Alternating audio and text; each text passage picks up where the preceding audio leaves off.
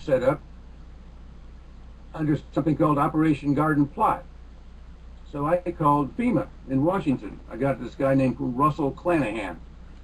He came on the line finally. It was hard to get to him, but he was a spokesman. I said, what do you want? Well, I said, I'm reading this pamphlet by this Houston attorney named Pabst called Concentration Camp Plans for U.S. Citizens. We don't have any concentration camps. Well, it says you do, and it says there's something called Operation Garden Plot that you're running. He said, well, Garden Plot is an Army operation. Oh, really? It says here it's your operation. No. Call Captain Ross at the Pentagon. He'll tell you. How do I call him? Well, here's his number. So I called Captain Ross at the Pentagon. He came on the line finally. What do you want? I was just talking to Clanahan over at FEMA and about an Operation Garden Plot. He said, well, that's a FEMA operation. Yeah, that's what I thought. But he said, it's your operation. No, he said, that's a FEMA operation. Okay, I said, what about Operation Cable Splicer? He said, wait up. He came back a minute later and said, we have no comment on Cable Splicer.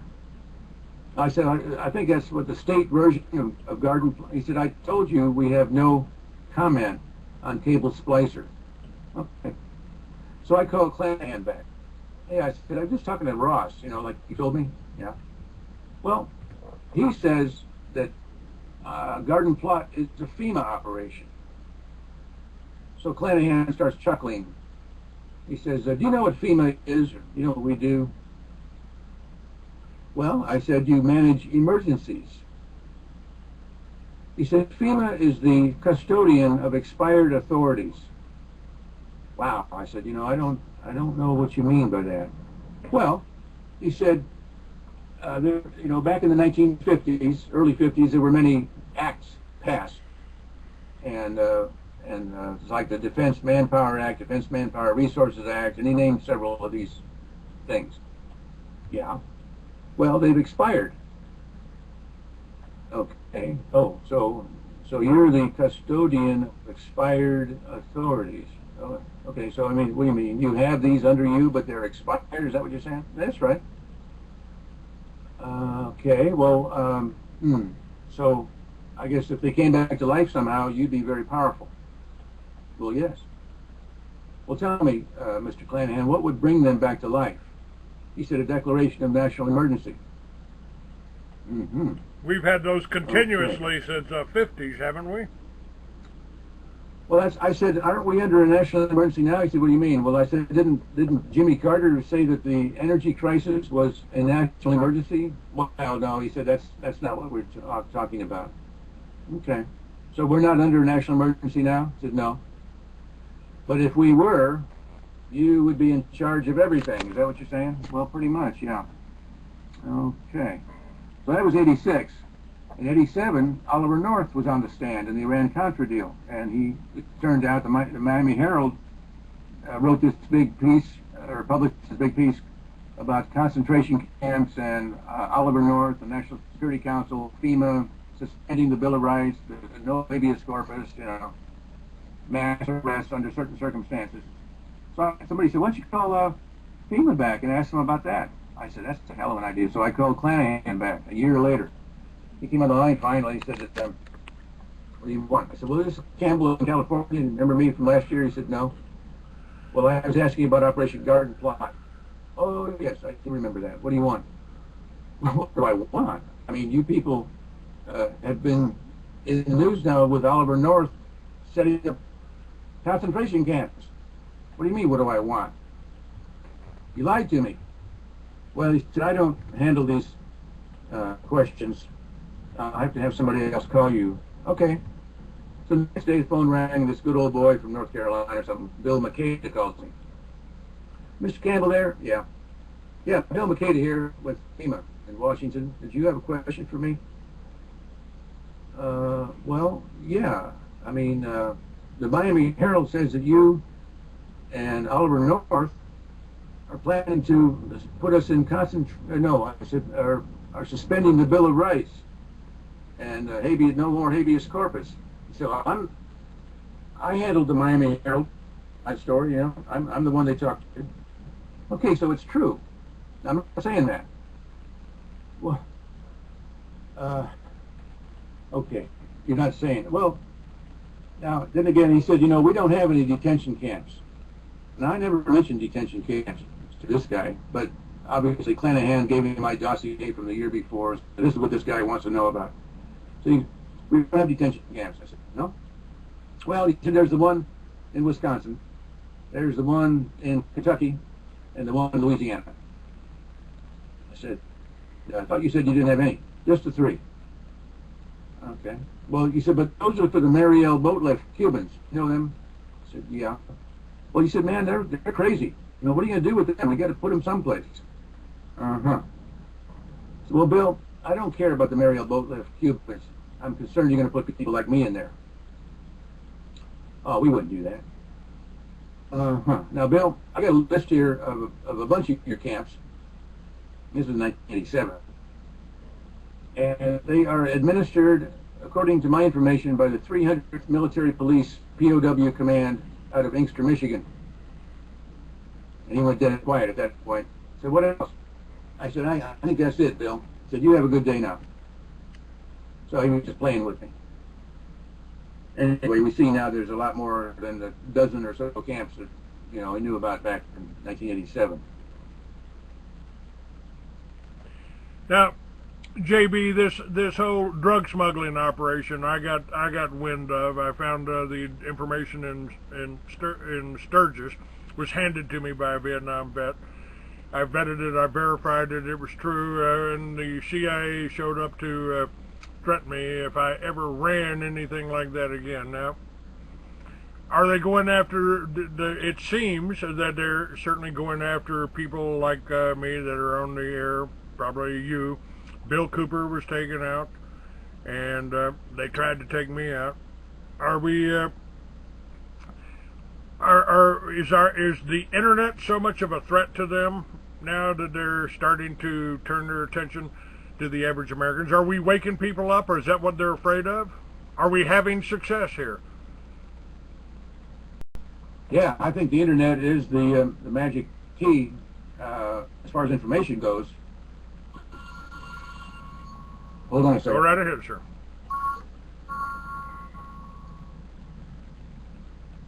Yeah, Jason.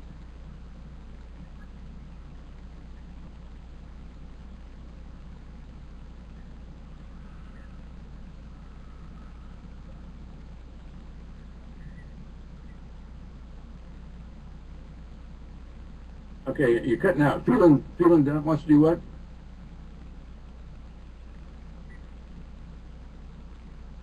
Feeling's cutting the back.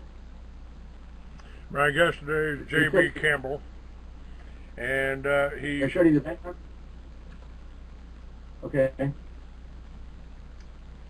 And he's taking care of some of his business here. He's on the road, and we got to do the show today. Pretty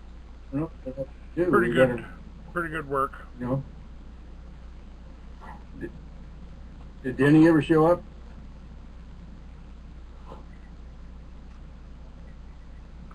Okay. Well, we just got to do that first. They didn't do the preparation properly, so now we got to pay the price. Let me tell you, folks. Go to my website. If you're worried about the radiation, if you're worried about, I'm back. Okay, all right. I was just telling people they should go to my website. I've got the links up to your website. J.B. Campbell is my guest today. We're recording a second half hour here for a few minutes. Some of that'll go into up on the website. Most of it'll be up on Blog Talk Radio websites. And again, organizing. I mean, this is the biggest problem. I thought the Tea Parties were going to do something, and then you got Sarah Palin standing up and advocating war with Iran. I mean, that means they're totally controlled by the Jewish cabal that wants to sacrifice our soldiers out there. I mean, there certainly, if the way to, I think, to use our troops, if we're going to use them, is to bring them back here to protect our borders.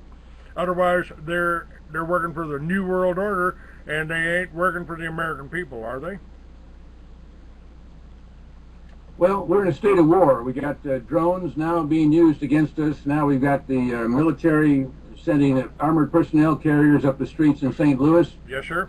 We've got the Chief of Staff of the United States Army calling for martial law. The United States Army being used for law enforcement. This is the dictatorship being imposed upon us. We cannot talk our way out of this. We can only shoot our way out. We got to shoot everybody that would want to do this to us. There's no other way. That's what the guns are for. That's why we have the guns. They're not there for target practice. They're not there for hunting. They are to destroy a dictatorship. That's the whole issue. We are at war. They are at war with us. We got to wake up, grow up, and become adults. Now, stop being little kids. They have used different tactics this 21st century than they did in the 19th century and the 20th century, and we have to be able to learn to deal with that. But they're killing us right now. They're killing us with the radiation, with the oil spill in the Gulf, with correction, the poison in the Gulf waters. It's the pills, the pharmaceutical industry, the fluoride in the water, the pharmaceuticals in the water. I mean, the aluminum in the snow running down into the water, and you're not supposed to eat the snow. So this is what I refer to as a war. I mean, Monsanto I see as an enemy agency, you know, trying to kill our food supply. Isn't that a fairly accurate description? I mean, and our founding fathers warned us, if you ever allow a private bank to issue your money, the banks and the corporations that spring up around them will leave your children homeless in the land that we conquered.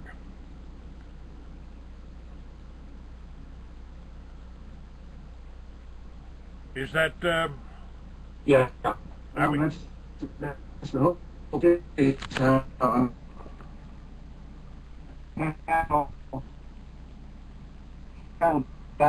From China, poisoning me grass. All right, let me hold on just a second here. Soldiers walk up the Michigan or Minnesota. Now, if you see somebody in camouflage carrying a weapon, an official of the United States Army or Marine Corps, might as well shoot him, because anybody wearing camouflage carrying a weapon is the enemy, unless it's one of our guys. But the wearing of camouflage is a declaration of war right there. It means I'm going to sneak up on you and kill you the way deer hunters sneak up on deer wearing camouflage. That's, you know, I didn't even like wearing it in Rhodesia.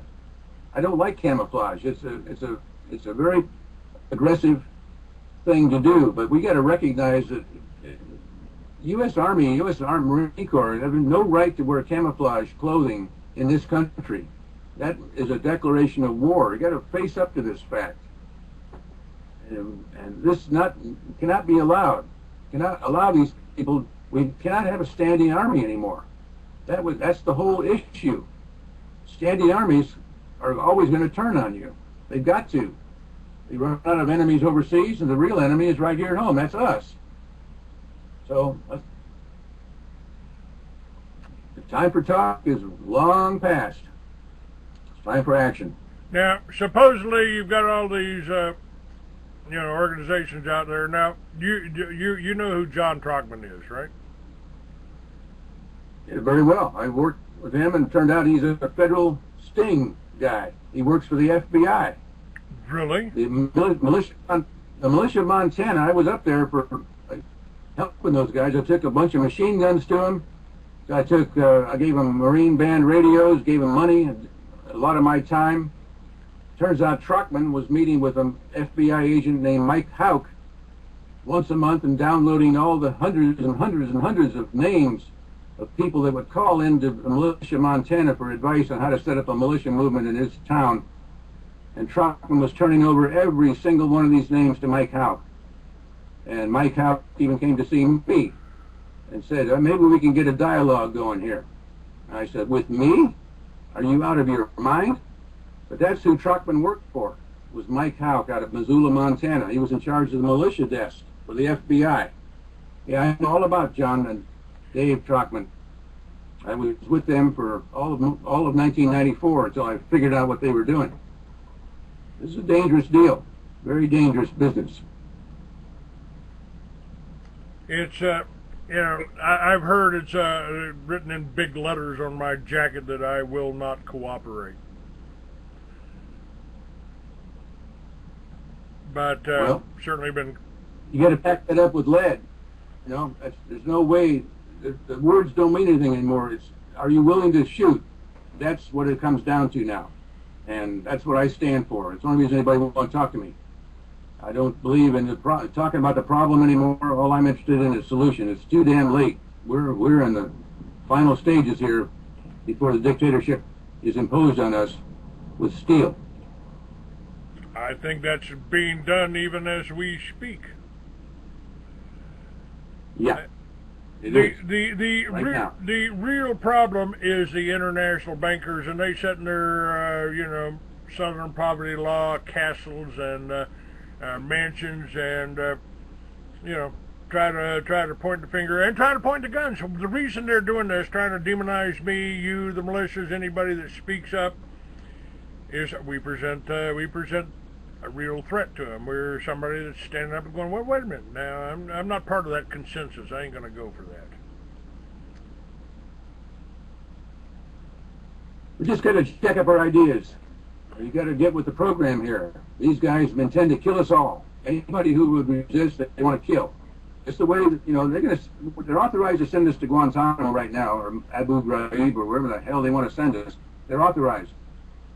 So we're authorized too. We're authorized to kill them in self-defense. So let's jack up our ideas, get with the program. Again, the leadership. I mean, here we got John Troutman. The last time I talked to John, he'd quit everything. Said he'd quit everything, and I said, why are you quitting? And he goes, well, fuck them, Clay. They're going to get the government they deserve. And I almost have a tendency. I can do this show. I've been doing this show for 20 years. I don't get very many emails that tells me what good job I'm doing. I don't get too many emails with donations in them. It's and every business I've tried to start, I've sold companies to multi-million-dollar publicly traded companies, and had every stockholder contacted by these Jewish propaganda groups.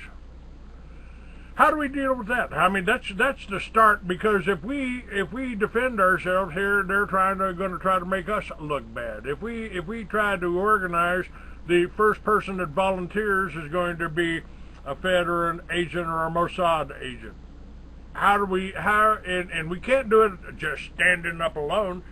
If you and I were standing back to back with guns in hand, yeah, we might be able to defend each other, but separated across the country, not knowing which organization, to go after. How do we make the right decision? How do we organize? How do we? We're going to do it. We're going to do it the same way I did it in 1989. We're going to start another movement. Not the militia. Forget the militia. That's done. Militia is federally infiltrated. You might as well don't get involved in that at all. Now it's going to be the resistance, and it's going to be men and women and children, everybody. I mean, it's too late, to worry about anything except killing every single one of these traitors that wants to do us in. That's how we're going to do it. We're not going to do it peacefully. We're not going to do it with petitions or signing stuff or trying to get George to do it. We're going to have to do it ourselves. It's going to start out slowly, but it's going to build, because it's an idea whose time has come. We're going to have to resist and overthrow this vicious Jewish government under which we are strangling right now. It's no other way. And it is, I've really had a hard time with this whole concept. And I know if I'm having a hard time with it, other people are having a hard time with it. I just find it hard to believe that we had very little choice about where we were born. If you were born into a Jewish family and they indoctrinated you in that Jewish thing, that doesn't necessarily mean you're one of the New World Order or the bad guys. But every time we uncover a rock or evidence from 9/11 to all of the wars, turns out Mel Gibson was absolutely right. They have caused every war, and they don't want me talking about it. And, I got one Jew on here called me Brother Clay. Brother John did not quit. He finally realized he was on the wrong team. Kick that ignorant son of a bitch out of my room. Go ahead. Thank you, dude. Toga beat you to it. And so, again, to me, it ought to be real simple. I mean, if it's good for me and my children, it should be good for you and your children. Bill of Rights covers us all pretty well until we can get the Confederation back. But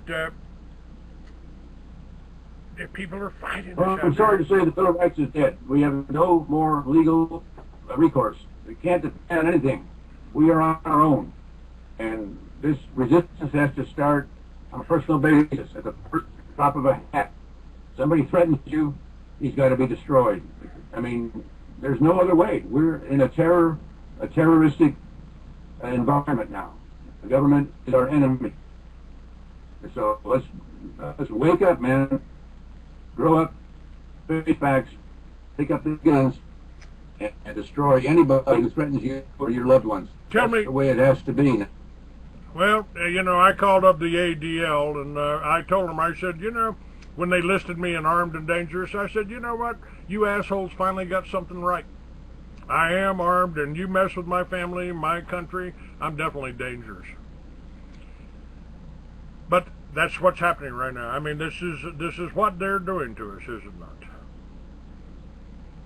It's I think you're absolutely. Now, tell me about this organization here. We got just hang on, I'm going to stop this. I'll stop a few of these things here. But I've tried with the Free American.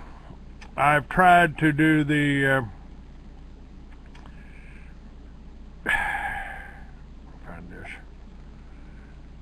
I've tried to say, I don't want to be the only one. I don't want to be the last free American, man. I want us all to be free Americans. And, hey, go check my website out. JB's website is all up at freeamerican.com. All of the links are there. Links to the show. Pass the show around.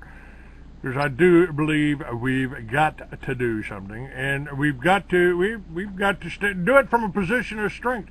Slave don't have a lot of slaves. You just you protest and you get lined up and sent to the whipping post, don't you? We've got the guns. They're there for a purpose. So let's start using them. That's the only way. There's no peaceful way out of this mess. They've taken away all our peaceful means. So now we start the violent phase. And that means today, tomorrow, next week, whenever it happens to you, you fight back. And do not surrender, because there's no future in it. You're going to go away. You're going to disappear. We got it all set up.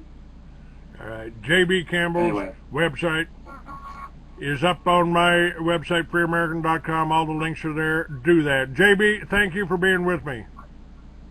Call recording has been completed. All right, sir. I'll ask you back. Thank you. Bye-bye. This is Bruce. Hey. Oh, I got it.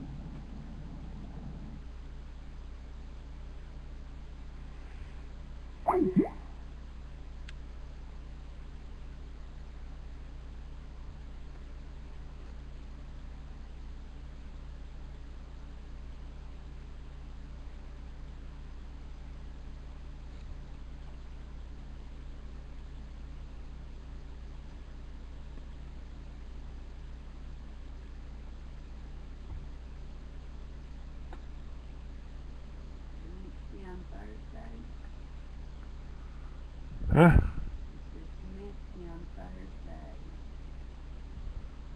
No. I don't think so. I'll fix that. No, I'm sending my ad.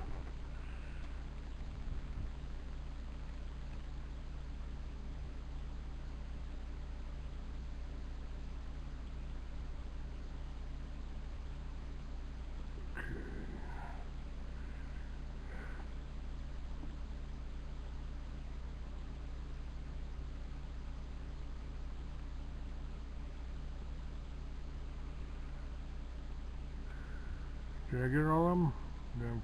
Did I get them closed? Guess so.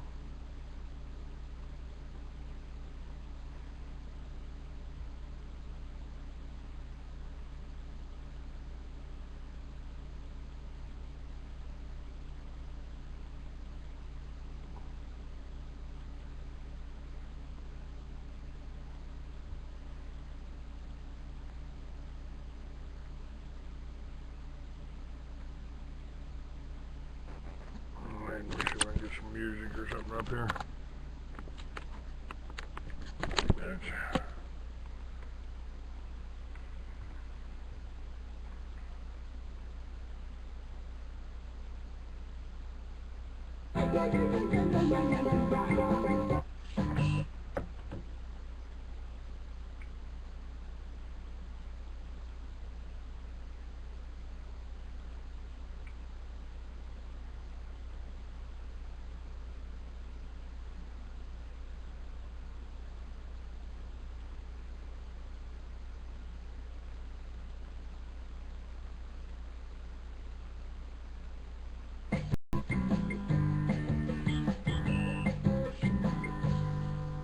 As Mrs. and Mr. America fret, they huddled on their TV set, they worry and they sweat.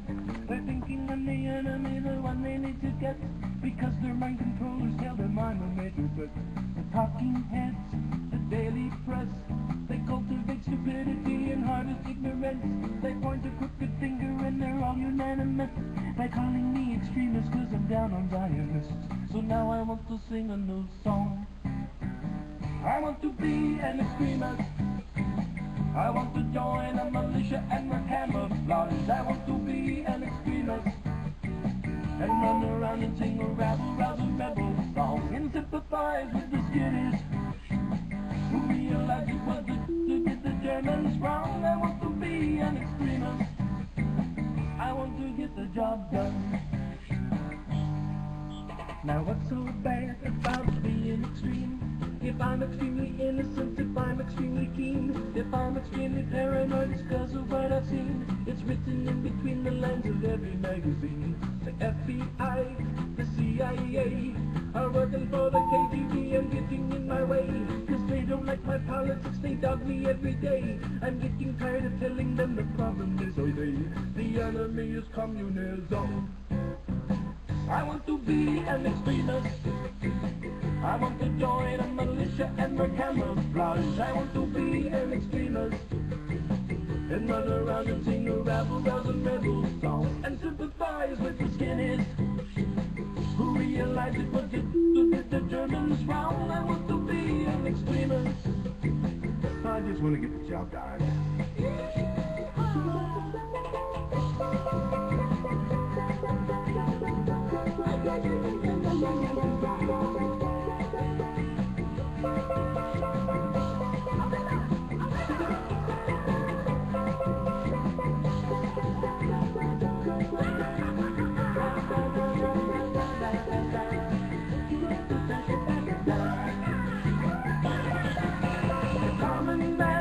He's so confused. He wants to know the truth, but all he gets is phony news. His state of mind is captured by the mob's opposing views. His only guarantee is that he's sure to be confused. Some may win, but most will lose. Their lives are only figments of the thoughts they cannot choose. And I know you'll never see me on the 6 o'clock news, exposing lying, thieving, cheating communists who made me sing